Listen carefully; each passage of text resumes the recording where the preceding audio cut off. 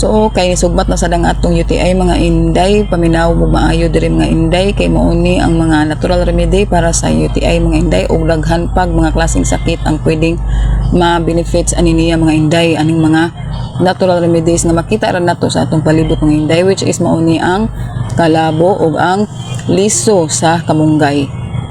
Kabalo naman tano nga ang dahon sa kamunggay kay daghan sa benefits, pero wa mo kabalo mga inday nga ang liso sa kamunggay is mas daghan og benefits sa atong kalawasan, which is makatabang na siya sa atong diabetes, high blood, cancer ug daghan pa nga benefits mga inday sama sa low sugar level mga inday, makapa-low sugar level sa mga inday ug sa gallbladder function mga inday makatabang, low blood glucose, strong bones, high stamina, loss of bone density, cleaning blood, hypertension, antibiotics agent, respiratory disorder, infection, congestion og immune system para sa immune system mga inday og mauto kung giingon cancer.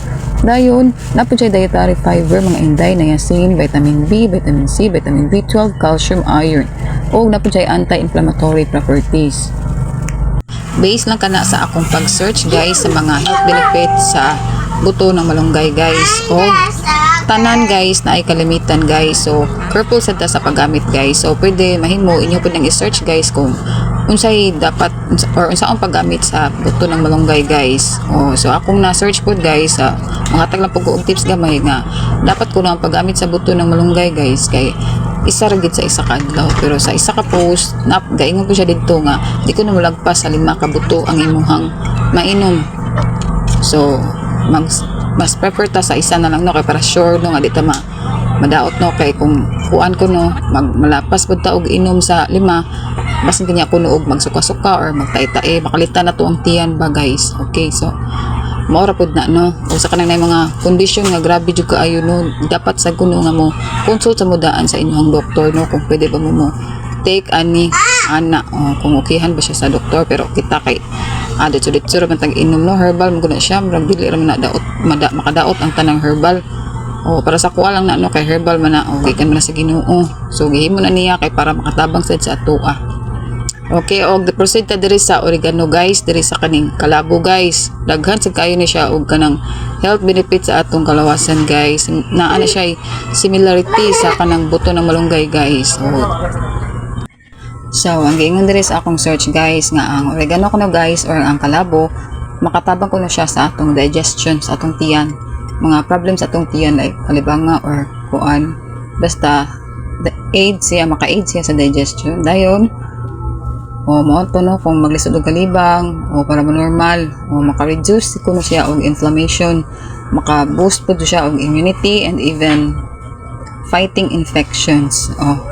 Ginagamit sa daw ni for wound healing sa mga samad-samad og makatabang sad sa ubang skin conditions, mao to ganina parasitic infections ug uban pa sama sa rich in antioxidants sad siya guys. Napud siya vitamin C which help neutralize free radicals in the body and potentially prevent premature aging.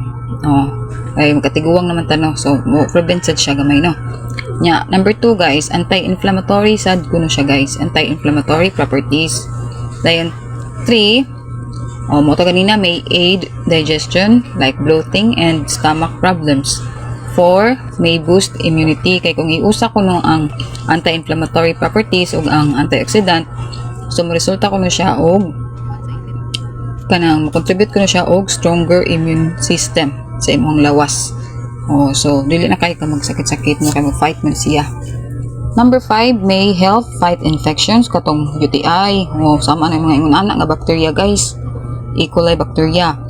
Then sa 6 last mo to siya ang wound healing, skin conditions like ano mga kagid-kagid, samad-samad. Napod siya oregano oil guys. Ang oregano oil guys kay makatabang siya sa acne, dandruff og warts. Mura siyang butangan no didto no.